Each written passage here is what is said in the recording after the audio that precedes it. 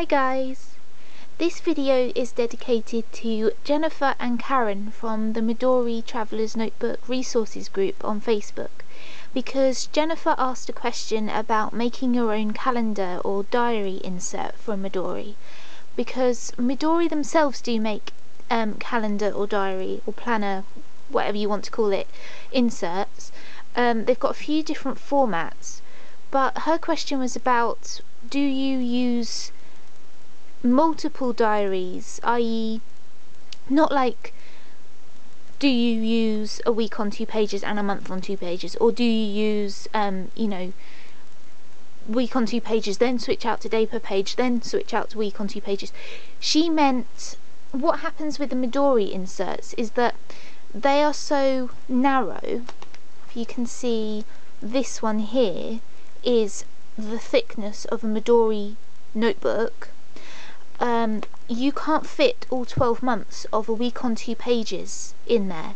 So the Midori brand ones get split so that the 12 months are divided over 2 or more notebooks or inserts. So you could only fit 6 months of week on 2 pages or week on 1 page plus notes in there. And they also make a day per page insert which only has 2 months in there, so you'd need 6 inserts for the whole year. And she was asking if everybody uses it like that, or if you make your own, do you use a thicker notebook to have all 12 months in there? And that's what I do. I made one myself. You can often print them off online. I mean, there's some really great templates out there, like Ray makes some amazing ones, and I'm sure there are lots of other people as well, but I made mine from scratch because I don't have a duplex printer. I can't print double-sided, and I don't mind making my own. I don't mind sitting for a couple of nights in front of the TV just writing in dates and stuff. I don't actually write in all the dates at once, you'll see what I mean, but firstly I'll just show you quickly what it's like, and then I will talk about the actual diary format, because I am going to change what's in here, the format that I use for the next coming week. So I made it out of square paper, and it is out of a refill pad, so it does have holes, as you can see, because it's supposed to go in a folder.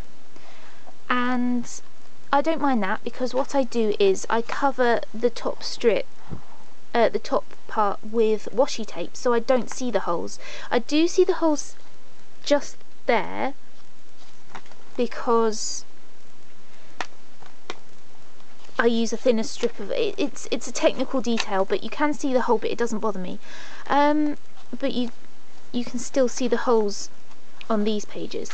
So all I did was I just used the normal making your own notebook technique, where I cut the pages to the right size, I folded them and kind of bent them so that it would close at the spine, because it is a very thick notebook.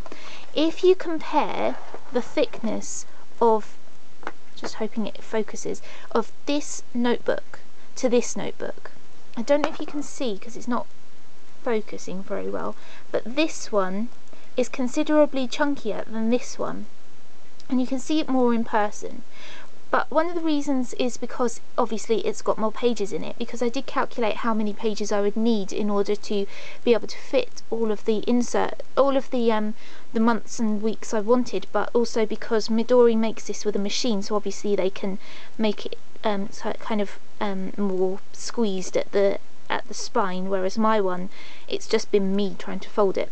So anyway, it is a chunky notebook, and when I made it, I followed I used Claire's video, Romany. I followed her instructions, but I didn't cut it properly. So when I had it on my craft mat, I used a ruler and I was cutting down here with my heavy duty craft knife, and then the ruler slipped and I thought, oh, it's fine, I'll just keep going. I did readjust the ruler so that it would sit properly, but I didn't realise what I was doing with the angle of my blade. I was actually cutting so that the pages were slowly becoming more and more diagonal. I hope you can see there. that the first half of the notebook is fine, and the second half of the notebook, the edges do taper down to the edge.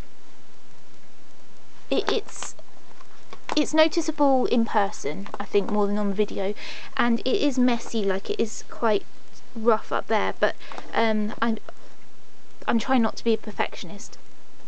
So anyway, that was that's why if somebody asked me, could I please make her a notebook because she isn't good at it, and I said no, because I'm really not good at it either. I mean, I definitely need more practice, but yeah, it's only for me. I'm not going to sell them or anything, so obviously it's a lot more practice needed. I'm only a beginner, so that's that. And I calculated enough pages for it so that I could fit in 12 months and week on 2 pages, 12 months of month on 2 pages, and have a page at the start for, that would be like the title page, so I can write, if you find this notebook or this Midori, please return it to this address or something. And then I wanted a yearly overview, so I got these stickers from Paperchase, and they just have each month the dates on them. So instead of a year where you can circle the dates, I've just got that because I don't circle the dates. And it's the elephants from Paperchase, and that's the second half of 2013 because it was an academic year one, so they don't have the first half of 2013. And I'm going to tape a piece of paper that can fold, so it will come out the bottom and it will fold back, and I'll write the important dates of 2013 on there and what happened. And then this is the first half of 2014 in elephants, because they haven't released the second half of 2014 ones from Paperchase yet, so as soon as they do I'll stick them on there as well. Anyway, that's that. And then it goes into my month on 2 pages. This is January, so I've drawn this myself. I've drawn everything in here myself. And then, see, this is the beauty of making your own calendar. You can do it however you like. You may want all of the months together, all of the monthly grids, so you can have January, February, March, etc. at the start and then go into the week on 2 pages. But I prefer it where it's spliced, which means you have the month spread and it goes straight into the weekly spreads of that month, and then you have the month spread for the next month and then the weekly pages. So I started doing that. I've done all the month spreads up until May, I think, so I've done 5 month spreads, and I calculated where they should go so that I could have, I wrote at the top in pencil up here Jan, and then the date of the first day of the week, and then carried on until it got to Feb, and then I'm going to draw the grids and decorate them with the washi tape at my leisure. And that's, you know, I don't need to plan ahead. I've only just needed to plan ahead with my new permanent job where my colleague is going on holiday, so I need to plan ahead for that, but I don't need to plan ahead for my own life that much. So then I drew the weeks in, and as you can see, I haven't drawn them for the rest of the year. I've only got some months in, and if I need to plan a date for a month ahead, a few months ahead, I've got the monthly grids, but I haven't drawn in the weeks, because with my old diary, this one, I didn't draw any of the weeks ahead so that I could fit that I could change the format as I wanted, because it was an experiment how to you know, which format would best fit my new lifestyle, because I used to use day on a page all the time during university, and obviously I finished university now, so I don't need that anymore. So it was just trying to figure out which was the best format for me. So I think I did make a mistake at the start, just before January, so around New Year's, I drew in this weekly format, week on 2 pages, equal spaces for every day for the whole of January.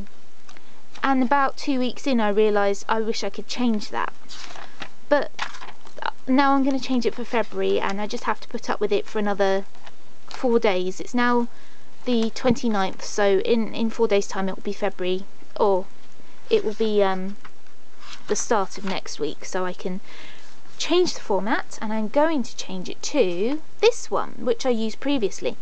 It's a week on 1 page plus notes, obviously, and it's a personal reason why I'm going to change it, but when I'm working full time, as you can see, I don't have a lot. That's actually quite a busy week, so I'll show you a less busy week. I tried to cram too much in those 2 days. I got really stressed because I didn't get it done. Down the left hand side here, I try to plan, well, I write down when I'm working, and then I try to plan something or several things to do in the evening, but often I'm too tired to do them, so I'm just trying to fill in the gap just because there's a big gap. I don't need that much space on each day, but what I do need, because I don't have much time to do my to-dos on the weekdays, is have more space to just not schedule them to a specific day, but just schedule them to the whole week. So I'm going to change it into this format, and that's the beauty of being able to do it myself. I am able to draw in whatever format I want for the coming week or the coming month. So for February, the first week of February, and possibly the coming weeks after that, I'm going to use this format, which is just a week or 1 page plus notes. So I can write my working shift up here, and then the evening activity, and then my to-dos. I don't have many day specific to-dos, but if I do have a day specific to-dos here, and along the bottom row I'm going to write my routine things as a checklist, but along horizontally. And then here on the right hand side I'm going to do my weekly to-do list, and I can try to chip away at it as the week goes on, and then if I haven't finished it, I've got the weekend to finish it. I've also got other things like checklists, other lists and stuff, so that's the format that I'm changing it to. So basically, if you are doing your own diary, it is great whether you print it out or like me, draw it by hand, because you can customize it to how you like. You can have a unique diary that no one else is going to have, and you can really, if you do it like me and don't draw too far ahead, you can change the format. If you're still experimenting, you can change the format to how you like. So I do recommend doing it if you've got the time and the attention span. It is a kind of something that might take a while. I mean, making the notebook, it doesn't take too long, but then drawing in all of the monthly grids takes a while. But if you do it like me, you can do it 1 week at a time and it's not too bad. But make sure you do have something where you can plan ahead, because if you don't have next week drawn in, it's difficult to plan. So have something like the months, and even if you've only got an hour or two to dedicate to it, just draw out a simple month plan so you can plan ahead. So that's my recommendation. Thank you for watching, and I hope you enjoyed the video.